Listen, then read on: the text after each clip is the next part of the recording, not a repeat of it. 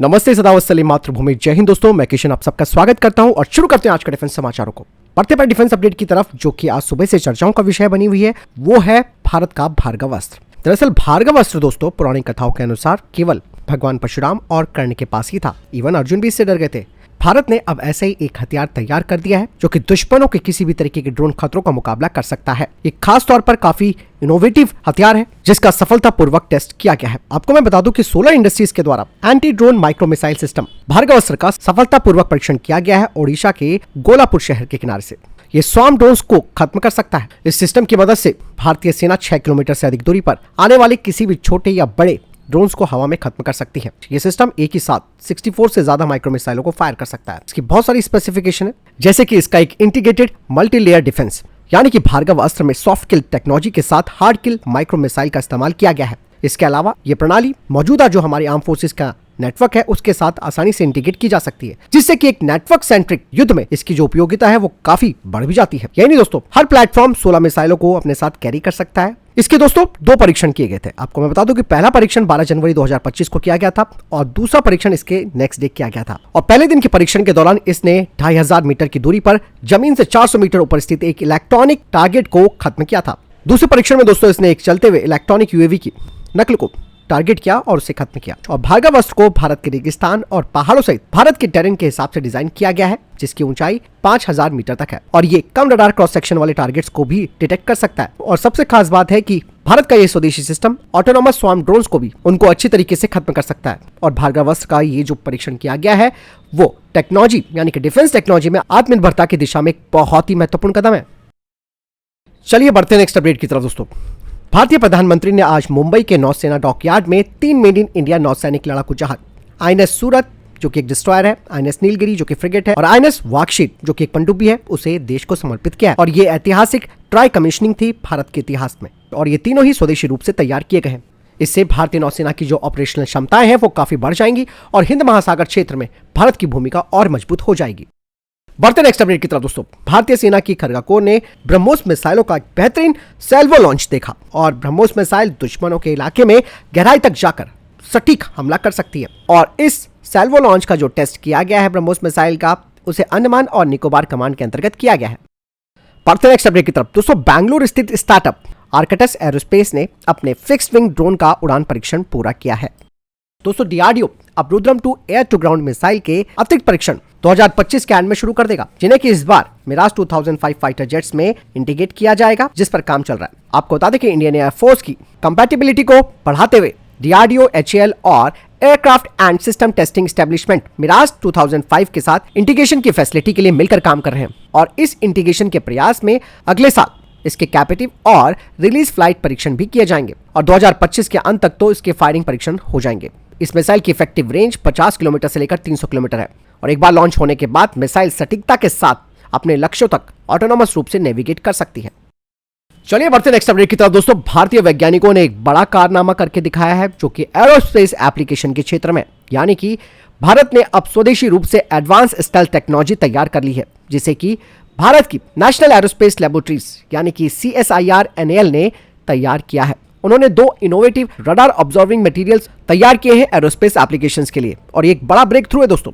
ये जो 2 radar observing materials हैं उनमें से एक है निराला मोनोलिथिक रडार ऑब्जर्विंग लैमिनेट और दूसरा है अदृश्यम रैम पेंट।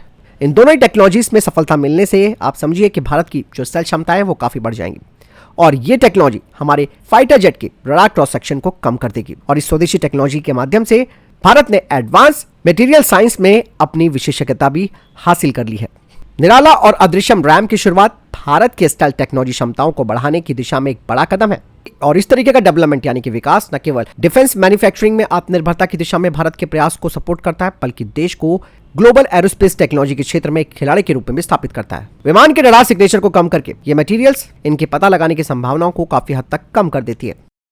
बढ़ते नेक्स्ट अपडेट की तरफ दोस्तों। एचएएल की तरफ से कहा जा रहा है कि अब वो जल्द ही 7 किलोमीटर रेंज वाली Helina anti tank guided missile का फायरिंग ट्रायल करने वाली है प्रचंड लाइट कॉम्बैक्ट हेलीकॉप्टर से। वर्तमान में हेलिना के लिमिटेड प्रोडक्शन शुरू हो चुके हैं, जिसमें कि कुछ नए बैचेस को तैयार किया गया है इस मिसाइल के, जिनका इस्तेमाल टेस्ट के लिए किया जाएगा प्रचंड लाइट कॉम्बैट हेलीकॉप्टर से। और हेलिना दोस्तों डायरेक्ट हिट और टॉप अटैक मोड में काम करती है और ये दुश्मनों के अलग अलग तरीके के जो आर्मर्स है उन्हें भेज सकती है। और प्रचंड में इसे लगाने से प्रचंड लाइट कॉम्बैट हेलीकॉप्टर की जो एंटी टैंक क्षमताएं वो काफी बढ़ जाएंगी।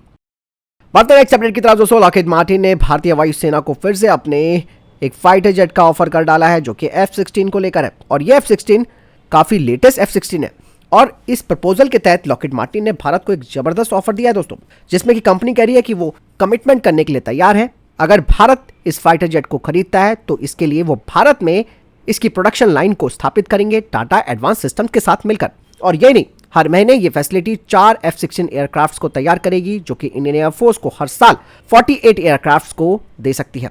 इस तरीके से जो लुभावना ऑफर लॉकहीड मार्टिन की तरफ से दिया जा रहा है वो कहीं ना कहीं देखने में तो एक तरफ अच्छा लगता है कि भाई हमारी इंडियन एयरफोर्स की जो स्क्वाड्रन क्षमता है वो घटती जा रही है, तो ऐसे में जल्दी जल्दी हमें को नए फाइटर्स मिलेंगे। लेकिन अमेरिका का हाल वही बेहाल वाला है, जैसे कि उसने इंजनों को लेकर हमें सताया है, ठीक वो इस तरीके की प्रॉब्लम यहाँ पर भी क्रिएट कर सकता है। तो बेहतर है कि भारत को अपने तेजस मार्क 2 प्रोग्राम के लिए आगे बढ़ना चाहिए और जल्द से जल्द अपने MRFA के लिए एक बेहतर फाइटर जेट चुनकर इंडियन एयरफोर्स की इस कमी को दूर करना चाहिए।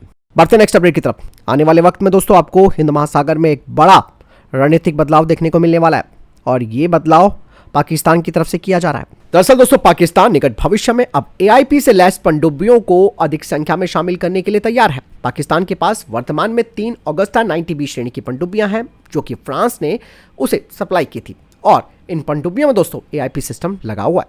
ये पनडुब्बियां पानी के अंदर बेहतर इंड्योरेंस प्रदान करती है जो कि मॉडर्न नेवल वॉरफेयर में काफी महत्वपूर्ण होता है। इसके अलावा पाकिस्तान को चाइना से 8 हैंगर क्लास की जो पनडुब्बियां हैं वो मिलने वाली है जिसमें कि AIP सिस्टम लगा होगा। ऐसे में आप अंदाजा लगा सकते हैं कि पाकिस्तान AIP के मामले में भारत से आगे निकल जाएगा। ऐसा इसलिए भी कहा जा रहा है क्योंकि आप सबको मालूम है कि AIP से लैस पनडुब्बियों को अभी तक हमने शामिल नहीं किया। मतलब ये है कि हमारी जो जर्नी रही है AIP को लेकर वो काफी धीमी रही है। भले ही भारतीय नौसेना को कलवरी श्रेणी की पनडुब्बियां मिली हो लेकिन ये AIP सिस्टम के साथ नहीं आती। हालांकि DRDO ने स्वदेशी रूप से AIP टेक्नोलॉजी को तैयार तो किया है और इन्हीं पनडुब्बियों में उन्हें इंटीग्रेट किया जाएगा जो काम 2027 से शुरू हो सकता है और सभी 6 कलवरी क्लास की पनडुब्बियों का पूरा रेट्रोफिट अगले कुछ वर्षों में पूरा हो जाएगा, जिसमें कि 3 पनडुब्बियों को AIP टेक्नोलॉजी से लैस करने की योजना है, जिससे कि भारत के पास कुल 9 AIP से लैस पनडुब्बियां हो जाएंगी। और प्रोजेक्ट 75I में तो AIP बहुत ही ज्यादा मैंडेटरी किया गया है। हालांकि प्रोजेक्ट 75I का कोई फैसला नहीं लिया गया है और अगर आज लिया भी जाता है तो 2033 के बाद ही ये शामिल हो पाएंगे। तब तक पाकिस्तान हमसे आगे निकल जाएगा।